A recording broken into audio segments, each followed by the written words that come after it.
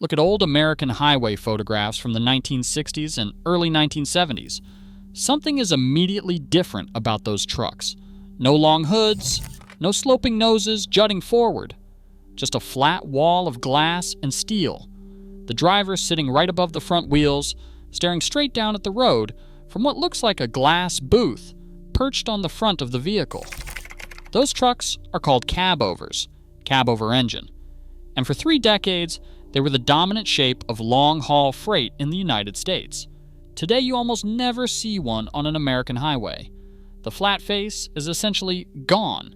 Cross the Atlantic, and nothing has changed.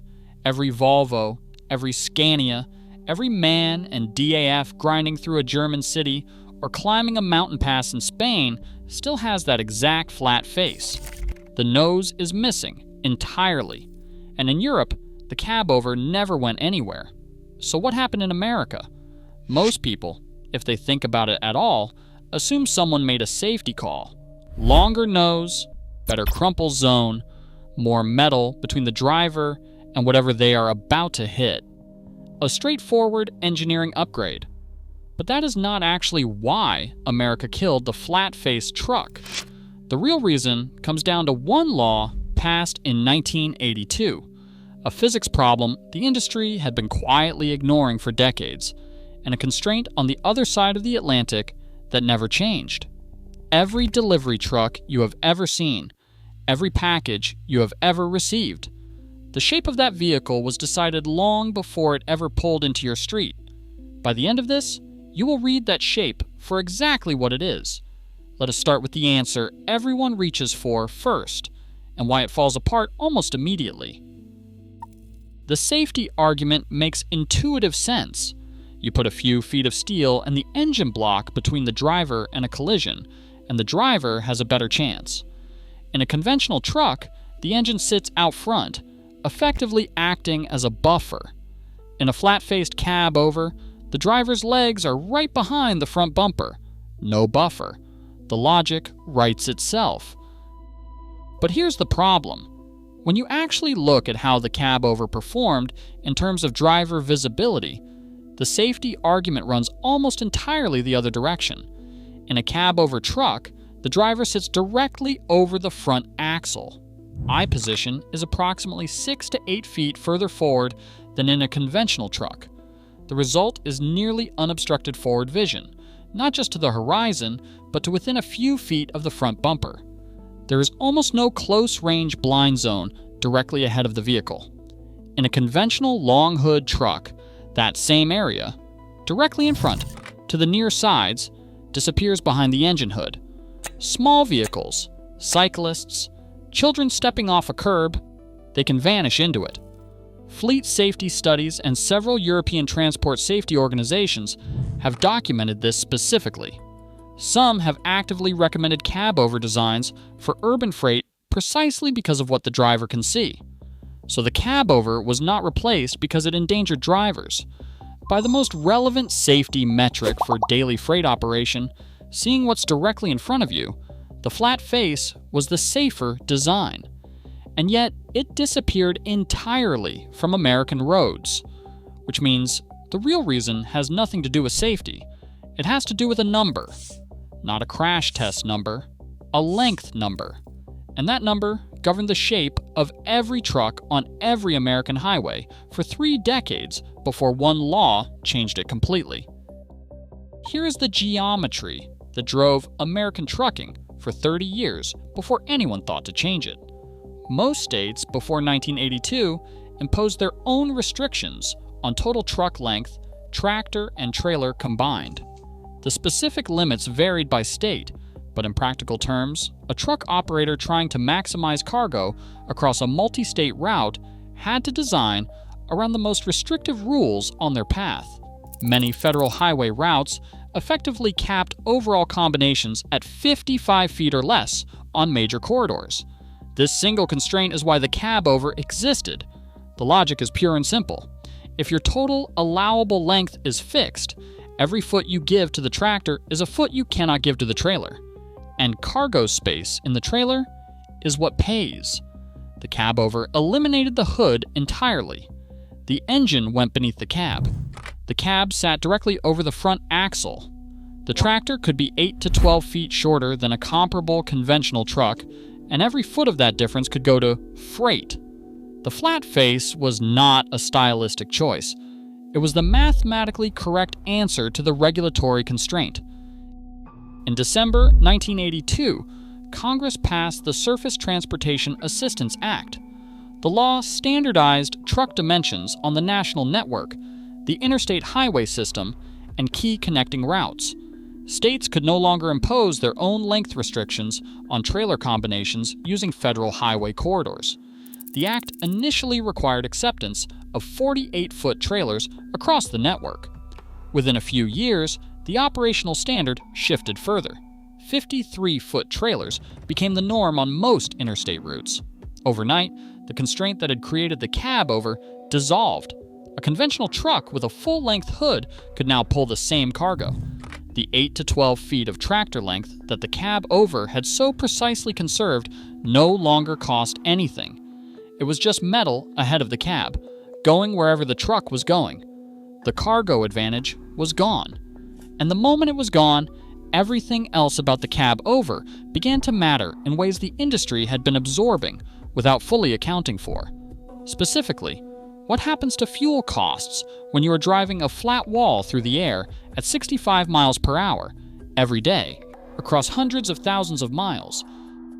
But here's where it gets genuinely strange, because the aerodynamics problem was not new in 1982. The physics of drag had been costing money the entire time. The industry had been accepting that cost because the alternative was giving up cargo volume. The moment that calculus changed, the cost became impossible to ignore. At highway speed, air is not nothing. At 65 miles per hour, the force of aerodynamic drag on a large vehicle is one of the dominant energy costs of the entire operation.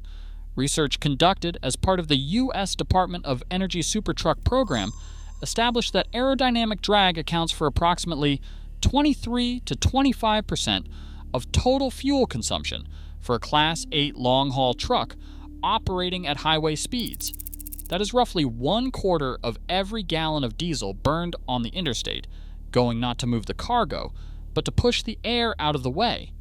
A blunt-nosed cab-over truck has a drag coefficient approximately 40 to 60% higher than a modern, aerodynamically shaped conventional truck equipped with a full fairing package. The flat face is aerodynamically close to a worst case. Is a large, vertical rectangle traveling at highway speed. The air has nowhere to go but around, and it does not go quietly. Before 1982, this cost was buried inside the cargo advantage.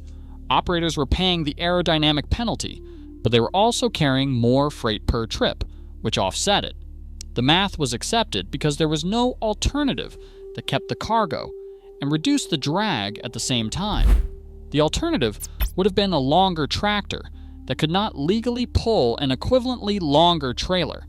Once the Surface Transportation Assistance Act removed the length restriction, the math changed entirely. A conventional truck could carry the same trailer. That meant the fuel penalty of the flat face was now a pure cost with no offsetting benefit. At a fleet scale, hundreds of trucks running hundreds of thousands of miles annually. The difference in fuel consumption between a flat-faced cab-over and a modern aerodynamic conventional truck translated to significant operational cost advantages. But here is what that still does not explain. Fuel costs explain why fleet operators and accountants stopped ordering cab-overs. They do not explain why drivers did not push back. They do not explain why the men and women living in those cabs for 11 hours a day did not argue for keeping a design that had been their home for 30 years. The answer to that involves something that does not show up on a fuel efficiency chart.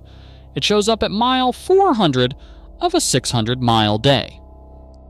In a cab-over truck, the engine is directly beneath the cab floor. There is sometimes a removable panel in the floor called the doghouse, which covers the engine access point. Engine heat rises through the floor, and engine noise transmits upward along the same path. Vibration from the front axle, with the driver's seat positioned directly over it rather than behind it, comes up through the seat and the steering column. This is workable on a short regional route. On a cross-country haul, across 11 hours of driving day after day, it accumulates. Engine maintenance in a cabover requires tilting the entire cab hydraulically to expose the engine from below. For roadside checks and minor service, this is a significant inconvenience compared to simply opening a hood. By the late 1980s, the American trucking industry was documenting a meaningful driver shortage, a problem that would deepen through the 1990s and beyond. In that environment, the comfort and livability of the truck cab became a competitive factor in driver recruitment and retention. The conventional truck, with its engine behind a firewall and physically separated from the cab by several feet of insulation, was quieter and cooler. The driver sat further back on the frame where vibration was reduced. The cab interior was not compromised by an engine access hump. The combination of factors, across a profession defined by long hours and physical fatigue, pointed one direction. The cabover lost on aerodynamics, it lost on economics, and it lost on the human question of where a driver wanted to spend their working life. Now here's the question the American story immediately raises about Europe. Because everything that made the conventional truck win in America is real in Europe too. European roads have the same aerodynamics, the same fuel costs, the same diesel physics. Volvo and Scania are premium manufacturers building premium products. European drivers are not indifferent to comfort. So why does every major European truck still have the flat face? The answer is 18.75 meters. EU Directive 9653 EC sets the maximum permitted length for an articulated vehicle, tractor plus trailer, in European international road transport at 18.75 meters. That is approximately 61.5 feet, close to the length restrictions that governed American trucking before 1982. The very restrictions that created the cabover's dominance in the first place. The European deregulation that America passed in 1982 never happened. European roads did not restructure around longer trailer combinations. Older infrastructure, city streets, ferry loading decks, alpine tunnel clearances did not accommodate longer overall vehicles at scale. The geometric constraint that made the flat face necessary in America before 1982 is still the active, enforced geometry across the European Union today. Volvo and Scania and DAF and MAN did not keep building flat-faced trucks because they preferred the design. They kept building them because the mathematics of European roads still required it. And because they had to keep building them, they spent decades learning to build them very well, with better noise insulation, better suspension systems, aerodynamic roof and side fairings, and premium cab interiors. The European truck industry didn't romanticize the flat face. It engineered around its constraints. And here's the part that should embarrass you just a little. Because this entire story, this regulatory divergence between two continents, this geometry problem solved differently on either side of the Atlantic, is written on every truck you have ever passed on a highway. You have been reading it your entire life without knowing what it said. So here's where you actually land after all of this. You started looking at a flat-faced truck and assuming America made a safety upgrade. Then you learned the safety argument ran the other direction. The flat face had the visibility advantage. Then you learned the cabover existed, not because of preference, but because of a hard geometric constraint, a fixed total length limit, and a maximum cargo allowance that effectively eliminated the hood. Then you learned that one law in 1982 dissolved that constraint overnight, and the aerodynamic penalty, and the comfort penalty, and the maintenance penalty all came due at once, with nothing left to offset them. And then you learned that Europe never got that law. Their roads, their tunnels, their ferries, their regulatory framework kept the geometry that made the flat face necessary. And so Volvo and Scania kept building it, and Kenworth and Peterbilt and Freightliner stopped. Every long-nosed truck you pass on an American highway is the physical consequence of a piece of legislation signed in January 1983. Every flat-faced truck on a European motorway is the physical consequence of a constraint that never changed. Same cargo, same drivers, same diesel physics, same roads in principle, completely different shapes because two continents made different regulatory choices at different times, and the trucks took the shape that the rules required.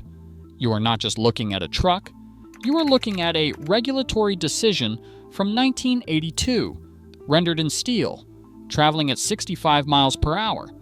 And if you think one piece of legislation could quietly reshape every vehicle on an entire continent, wait until we get into why almost every commercial airplane in the world uses the exact same engine mounting position, and why that decision was locked in during a single afternoon in 1966.